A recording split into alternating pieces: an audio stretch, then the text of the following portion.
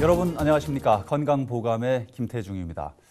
여러분 유비무환이라는 말 아시죠?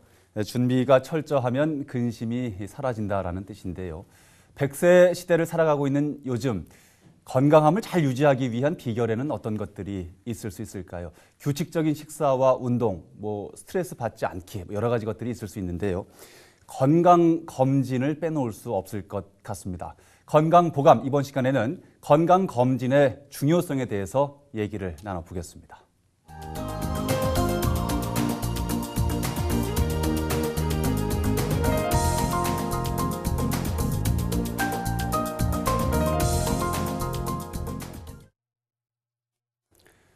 건강검진의 중요성에 대해서 오늘 도움 말씀 주실 한국병원 가정의학과 김은기 과장 자리하셨습니다. 안녕하십니까? 네, 안녕하십니까? 네. 오늘 건강보감 시간에는 건강검진의 중요성에 대한 얘기를 좀 나눠보고자 합니다. 많은 사람들이 최근 들어서 건강검진의 중요성을 많이들 알고 계신데요. 다행스러운 일이 아닐까 생각이 듭니다. 요즘 우리가 받고 있는 건강검진이 언제부터 어떻게 시작이 됐는지 사실 좀 궁금합니다. 네, 요즘 건강검진을 많이 받고 있죠. 네.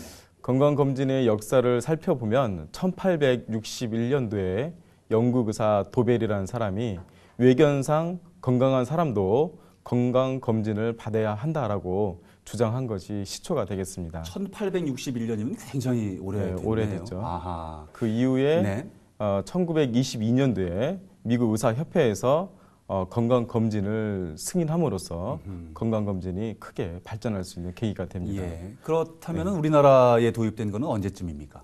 국내 사정을 살펴보면 1953년도에 16인 이상 되는 사업장들을 대상으로 건강검진을 실시할 것을 의무화하는 근로기준법을 제정한 것이 최초로 보시면 되겠습니다. 1953년 당시 시대적인 상황을 좀 고려해 볼 때 좀 일찍 그래도 다행스럽게 도입이 됐다는 생각이 좀 드는군요. 네, 그렇죠. 네. 아무래도 그 당시 상황에서는. 알겠습니다.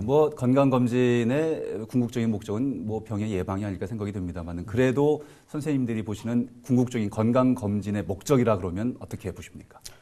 검진의 목적을 크게 두 가지로 얘기할 수 있습니다. 네. 첫 번째는 조기 발견인데요.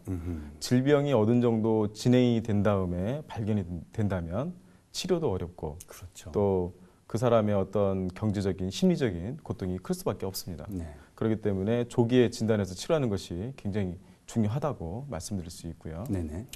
두 번째는 사회자님께서 말씀하신 것처럼 질병이 예방입니다. 그렇군요. 건강검진을 통해서 질병이 발견되지 않았다 하더라도 정상 범위를 벗어난 경우에는 식생활 개선이나 또 운동 이런 것들을 통해서 질병을 예방하는 이런 것들이 굉장히 중요한 동기가 되기 때문에 중요한 목적이라 할 수 있습니다. 알겠습니다. 일선 현장에서 환자분들을 만나 뵙고 또 건강검진을 진행하시면서 이 조기 발견이 참 중요하다라고 뒷받침할 만한 그런 사례들이 좀 있으셨는지요? 네, 유방암 협회에서 발표한 유방암에 대한 그 5년 생존율이 있습니다. 그 표를 보시면서 한번 보도록 하시죠. 네네. 유방암을 그 5년 생존율, 병기에 따른 생존율을 조사한 표가 되겠는데요. 여기 보시는 것처럼 1기에 발견된 경우에는 5년 생존율이 97.6%를 보이고 있고요. 네. 2기 같은 경우는 90.6%, 또 3기는 67.1%, 4기는 많이 떨어지죠. 27.1%입니다. 27.1%면 상당히 어렵다. 많이 그렇죠. 라고 봐지네요. 그렇죠. 1기, 2기를 우리가 조기라고 하는데 보통 1기, 2기에 발견된 경우에는 그래도 5년 생존율이 90%가 넘어갑니다. 예. 하지만 3기만 되면 벌써 확 떨어지죠. 네네. 그래서 조기 검진의 중요성이 이런 데 있다라고 보시면 되겠습니다. 그렇군요. 예. 지금 3기만 돼도 67.1%면은 사실 데이터만 가지고 얘기할 땐 좀 그렇지만 저기 생존율이라고 봐지니까 굉장히 좀 와닿는 부분이 좀 큽니다. 여러 가지 방법이 좀 있을 수 있습니다만은 선생님들이 보시는 질병의 예방법이라고 할까요? 어떻게 하면은 질병에 걸리지 않을 수 있는지에 대한 좀 부분도 좀 짚어봐야 될 것 같습니다. 질병의 예방이라고 그러죠. 네, 학문적으로 질병 예방은 우리가 세 가지로 분류할 수 있습니다. 1차, 2차, 3차 예방 이렇게 분류할 수 있는데요.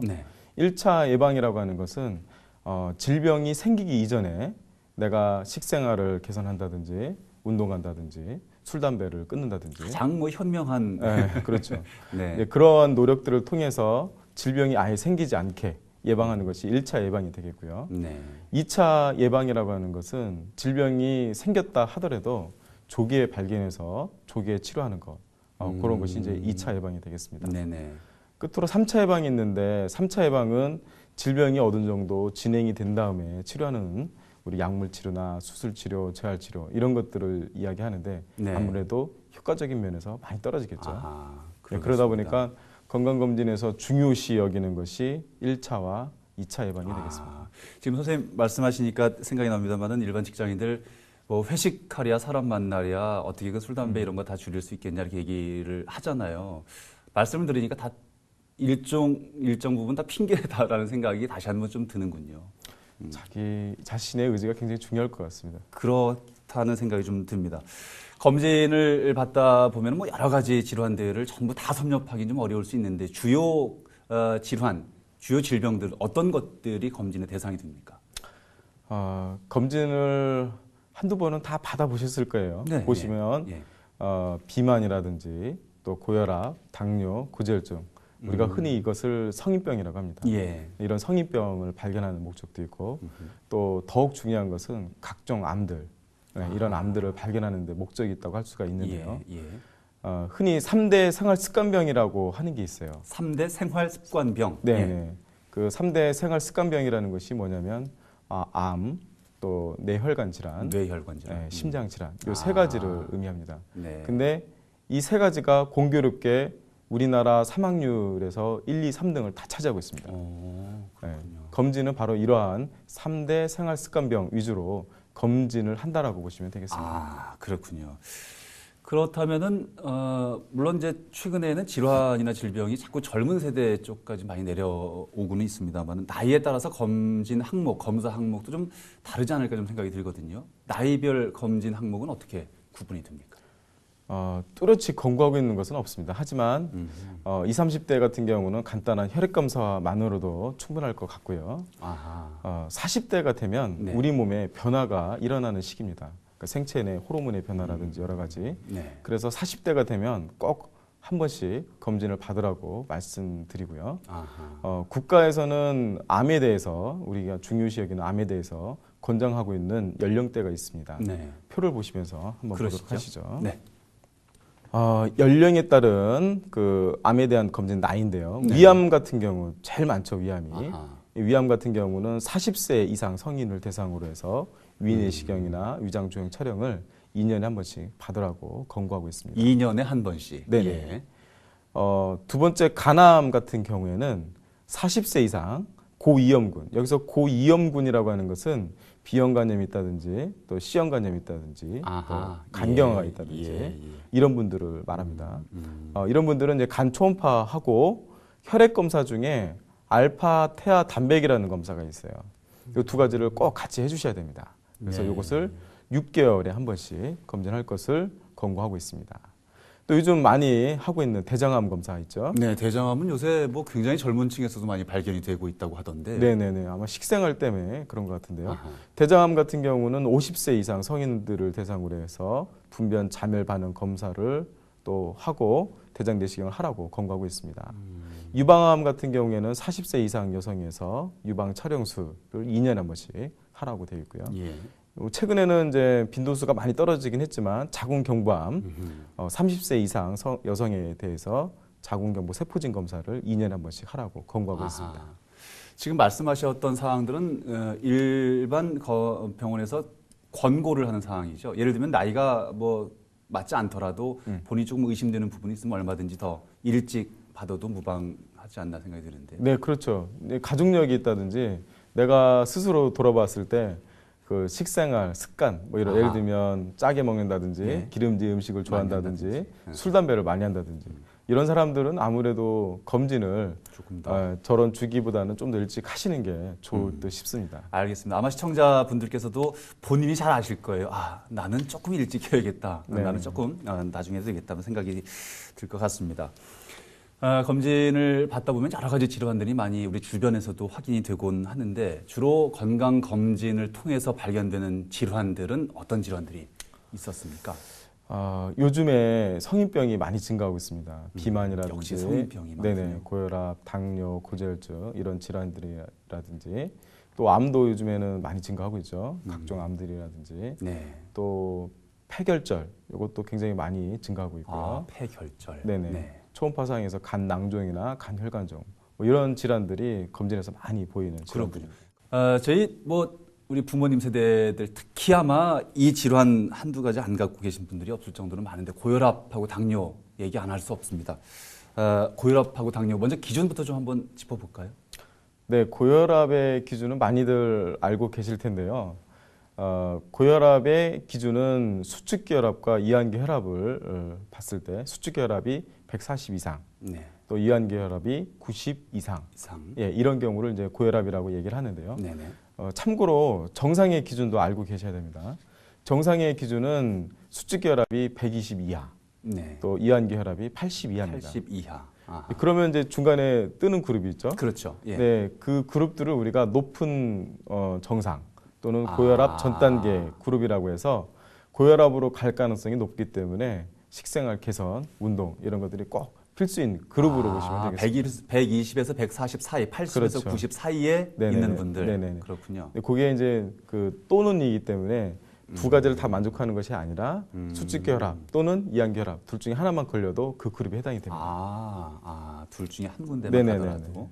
당뇨의 기준을 보시면 네.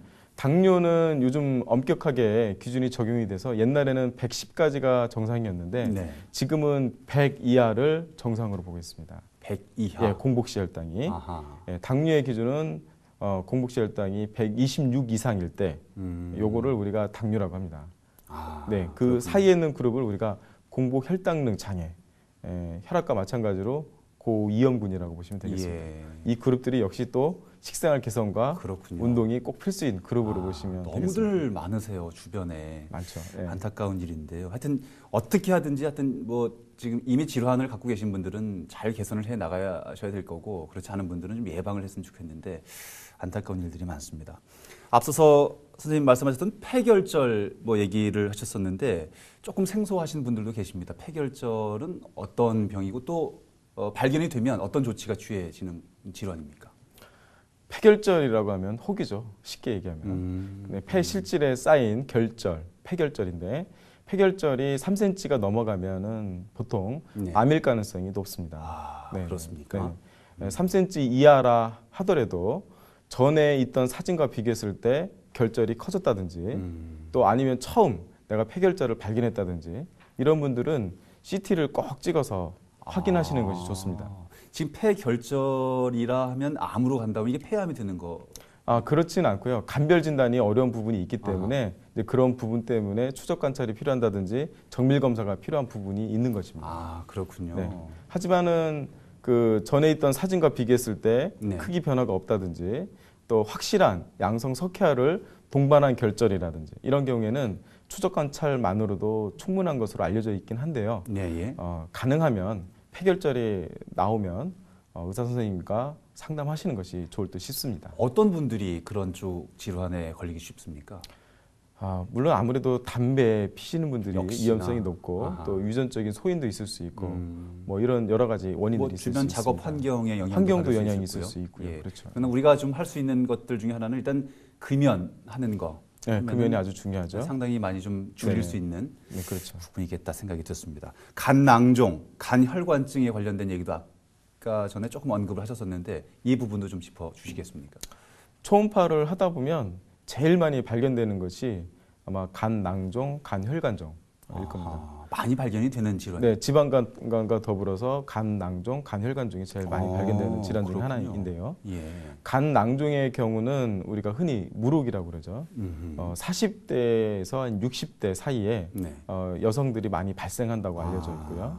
보통 발견되었을 때 크기를 보면 1cm 내지 2cm 그렇게 크지 않습니다. 네. 하지만 낭종이라 하더라도 크기가 10cm 이상 커져서 주변에 있는 장기를 압박해서 통증을 유발한다든지 아니면 또 출혈이 있다든지 또 감염이라는 합병증이 있다든지 이런 경우에는 아주 드물게 수술하는 경우도 가끔씩 있습니다. 아, 드물지만 수술하는 네네. 경우도. 그렇지만 거의 대부분은 추적 관찰만으로도 충분한 질환입니다. 아하, 그렇군요. 또 간혈관종은 간에 혈관이 뭉친 종양으로 보시면 되겠는데요. 아, 간혈관종. 예. 네네네.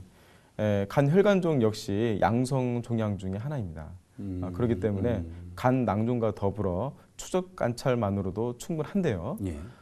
가끔씩 간혈관종 같은 경우에는 다른 질환과 간별 진단이 필요한 경우가 있습니다. 어허. 네네. 그래서 특히 지방간이 있다든지 예. 또 비형간염이 있다든지 이러면 초음파상에서도 간별이 안 되는 경우가 있거든요. 그래서 이런 분들은 정밀 검사를 할 필요가 있을 수도 있습니다. 아, 네, 그래서 그렇군요. 혈관종이 있는 분들은 상담을 하시고 아하. 거기에 맞춰서 추적 관찰을 하시든지 또 아니면 정밀 검사를 받으시든지 이렇게 하시는 것이 좋을 것 아니 같습니다. 근데 간에 이런 낭종, 혈관종은 왜 생깁니까? 특별한 원인은 밝혀져 있지는 않습니다. 어허. 네. 하지만 이제 부모님이 낭종이라든지 이 혈관종이 있으면 가족력. 가족력이 또 있을 수 있고요. 또 여러 가지 원인들은 아마 제시되고는 있지만 뚜렷한 원인에 대해서는 나와 있지는 않습니다. 그렇군요. 결국은 이런 질환 때문에 건강검진이 더 필요하겠다는 생각이 드는군요. 네. 알겠습니다. 다음 짚어볼 부분은 저도 이것 때문에 굉장히 고생을 많이 했었었는데 역류성 식도염이거든요. 아마 이 방송 보고 계신 분들 중에서도 지금도 이것 때문에 고생하시는 분들 많을 거라는 생각이 드는데 우선 역류성 식도염이 어떤 질환인지부터 좀 짚어볼까요? 사진 한번 보실까요? 네네. 내시경을 하다 보면 역류성 식도염을 가지고 있는 분들이 굉장히 많습니다. 말 그대로 위산이 역류해서 식도에 염증이 생긴 질환입니다. 여기 예. 빨갛게 이렇게 아하. 보이시죠? 저게 여기가 다 염증. 네, 염증으로 보시면 돼요. 빨간 부분들이. 다.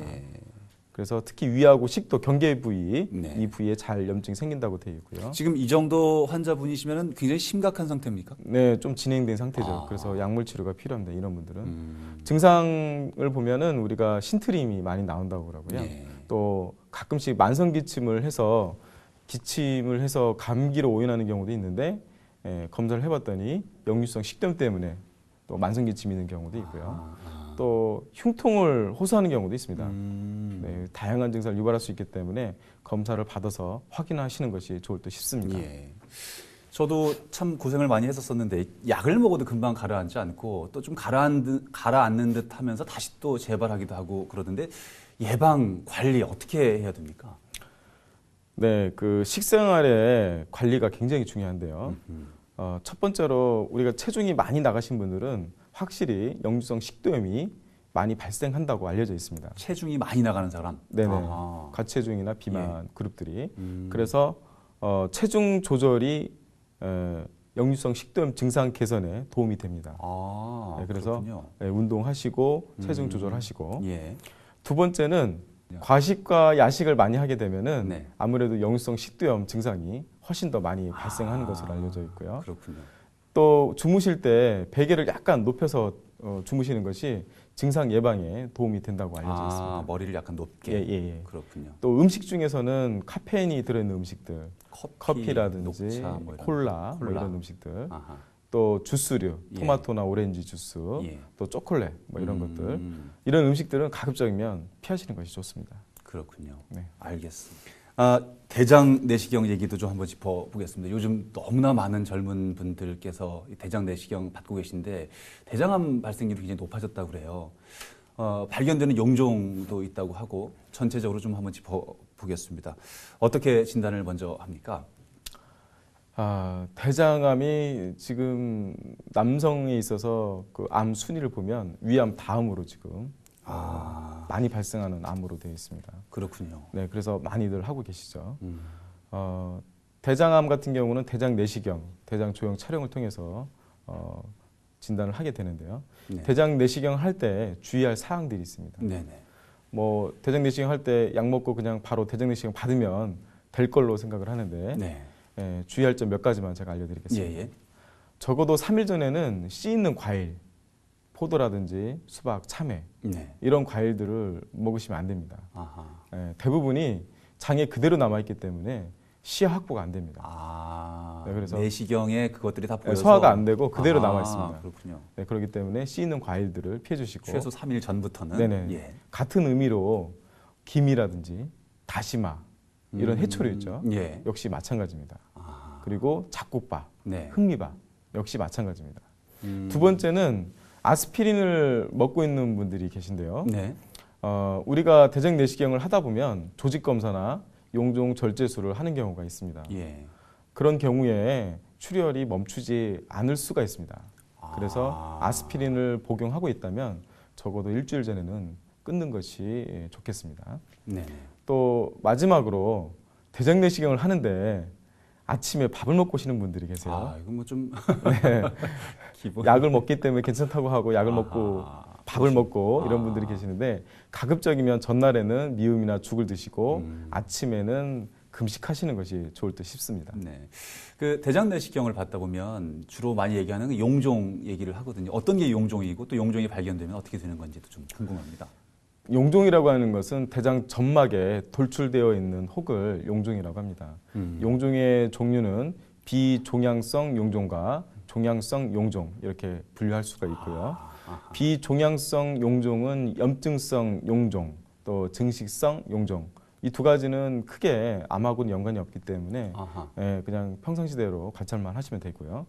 그렇지만 종양성 용종을 우리가 선종이라고 하는데 예. 이 선종이 발견된 경우에는 주의를 기울여야만 됩니다. 그 내시경상으로 이게 비종양성인지 종양성인지 이게 뚜렷하게 구분이 됩니까? 구분이 안 됩니다. 조직 검사를 통해서 확인을 해야만 됩니다. 우선은 용종이 발견되면 일단 네네. 떼서 조직 네네. 검사를 하는군요. 네, 그렇죠.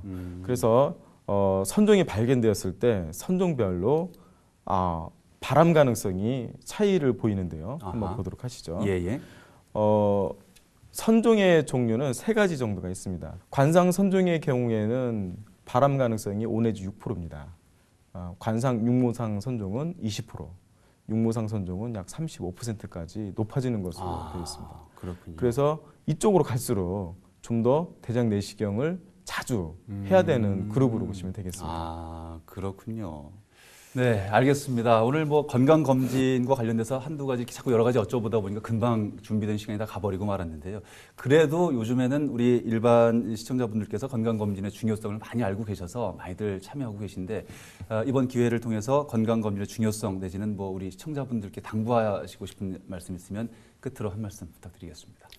네, 건강검진의 중요성은 아무리 강조해도 지나치지가 않습니다.